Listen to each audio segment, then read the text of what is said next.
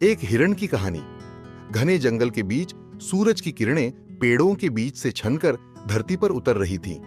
हवा में सूखे पत्तों की खुशबू थी, लेकिन उस दिन जंगल कुछ अलग था। शांत, सूना और तपते आसमान के नीचे तड़पता हुआ। गर्मी इतनी थी कि पत्तों में भी जान नहीं बची थी और पेड़ भी झुके से लगते थे। इसी जंगल के बीच एक छोटी सी हिरनी रहती थी, नर्म, चंचल और मासूम। उसका नाम था नैना। नैना के लिए यह दिन बाकी दिनों से बहुत अलग था, क्योंकि सुबह से ही उसके गले में कांटे सी प्यास चुभ रही थी। उसने पूरे जंगल में दौड़ लगा दी थी। कहीं कोई झरना, कोई तालाब, कोई छोटी सी पोखर, लेकिन पानी का निशान तक नहीं। पैरों में थकान थी, सांसें भारी थीं, आंखों में प्यास की आग थी।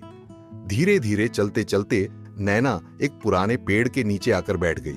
उसने आसमान की तरफ देखा, बादल का नामो निशान नहीं था। वह सोचने लगी, शायद आज मेरा आखिरी दिन है, पर मैं हार नहीं मानूंगी। जब तक एक बूंद भी ताकत है, मैं तलाश जारी रखूंगी।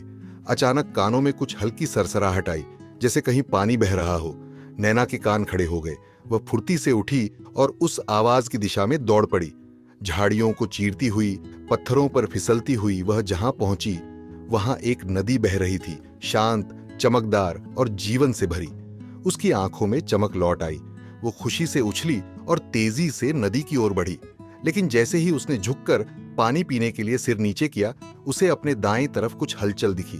उसने गर्दन घुमाई। वहां एक शिकारी था, तीर कमान ताने हुए, बिल्कुल उसी पर निशाना साधे।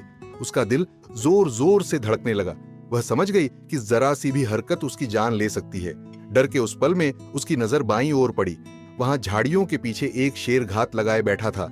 उसकी आंखें जल रही थीं, मानो अगला शिकार सामने हो। नैना के होश उड़ गए। वह आगे नदी, दाहिनी ओर शिकारी, बाईं ओर शेर, और जब मुड़कर पीछे देखा तो वहां आग भड़क रही थी। जंगल के पेड़ धुएं में लिपट गए थे और गर्म लपटें हवा के साथ उसकी ओर बढ़ रही थीं। चारों ओर मौत थी। एक गलती और सब खत्म। थोड़ी देर के लिए उसके पैरों ने कांपना शुरू कर दिया। वह सोचने लगी, अब क्या करूं, कहां जाऊं, कौन सा रास्ता सही है? आगे बढ़ूं तो शिकारी मारेगा, पीछे जाऊं तो आग जलाएगी, बाईं तरफ शेर है, दाईं तरफ मौत। पर अगले ही पल उसके भीतर की आवाज उठी, डर क्यों रही है नैना? तू यहां पानी की तलाश में आई थी, अपने काम पर ध्यान दे। चाहे जो भी हो, मरना तो सबको है, तो क्यों ना अपने काम को पूरा करते हुए जिया जाए। नैना ने गहरी सांस ली और आंखें बंद करके नदी का पानी पीने लगी। ठंडे पानी की हर बूंद उसके गले से उतरते हुए जैसे नई हिम्मत बन गई। उसी वक्त अचानक आसमान में बादल छा गए। कुछ पलों बाद तेज बारिश शुरू हो गई। आग की लपटें धीरे धीरे बुझने लगीं और जंगल में ठहराव आने लगा। बारिश की वजह से शिकारी का तीर फिसल गया और निशाना चूक गया। तीर पास वाली झाड़ी में जा लगा, जहां शेर छिपा था। तीर के लगते ही शेर गुर्राया और शिकारी पर झपटा। डर के मारे शिकारी अपनी जान बचाने के लिए भागा। झाड़ियों में भगदड़ मच गई। नैना ने धीरे धीरे अपना सिर उठाया। उसने चारों तरफ देखा। शिकारी गायब था, शेर कहीं नजर नहीं आ रहा था और आग पूरी तरह बुझ चुकी थी।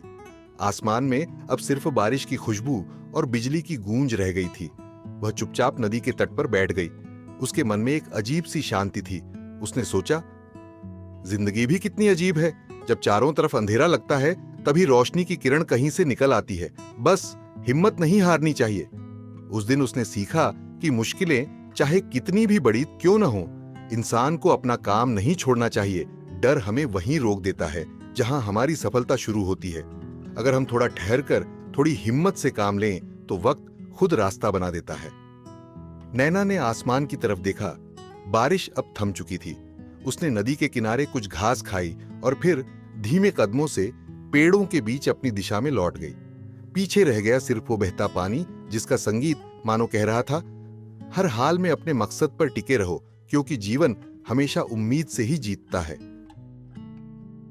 अगर आपको यह कहानी दिल को छू गई हो, तो कृपया इसे लाइक करें और अपने दोस्तों के साथ जरूर शेयर करें, क्योंकि आपकी एक छोटी सी मदद किसी और के जीवन में नई प्रेरणा जगा सकती है। और अगर आप ऐसी ही और भावनात्मक और प्रेरक कहानियां सुनना चाहते हैं, तो हमारे चैनल को सब्सक्राइब करें और बेल आइकन दबाना न भूलें, ताकि हर नई प्रेरक कहानी सबसे पहले आप तक पहुंचे।